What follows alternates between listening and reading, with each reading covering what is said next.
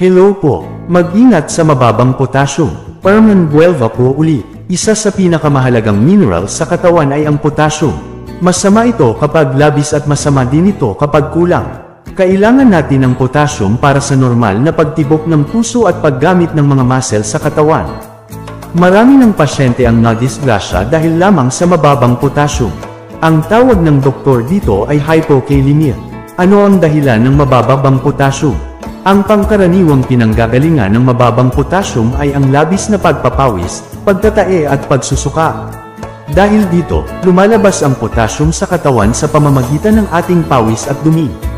Minsan naman ay may depresya ang bato o kidneys kaya lumalabas din ang potassium sa ihi.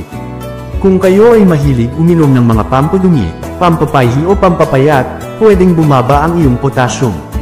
Kung mahilig kayo sa colon cleansing, pwede din bumaba ang potassium. Ang sobrang pag-eehersisyo at pagpapawis ay pwedeng mapababa din ng potassium. Ano ang sintomas? Ang sintomas ng mababang potassium ay ang panghihina ng mga paa, pinupulikat at abnormal na tibok ng puso. Nag-uumpisa ang panghihina sa may paa at umaakyat ito ng dahan-dahan hanggang sa maparalisa na ang buong katawan.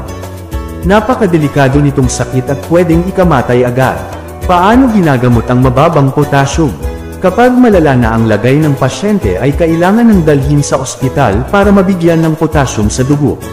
Ngunit kung nag-uumpisa pa lamang ang panghihina ay pwede muna kumain ng mga pagkaing mataas sa potassium tulad ng saging, patatas, kamatis, orange at broccoli. Ang mga pagkain ito rin ang magandang paraan para makaiwas sa pagbaba ng potassium. Ang Gatorade ay may potassium din.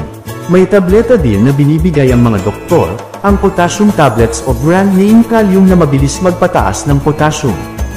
Para makaiwas sa sakit na ito, ugaliin kumain ng 2 saging sa bawat araw. Tandaan, 2 bananas a day can keep the doctor away. Kumonsulte sa doktor kung kayo ay nanghihina. Ipapasuri ng doktor ang iyong potassium level o isang blood test para malaman kung mababa nga ang iyong potassium. Kung kayo ay may sakit sa bato o may kidney failure, magtanong muna sa doktor bago kumain ng pagkain mataas sa potassium. Ingat po palagi. God bless po.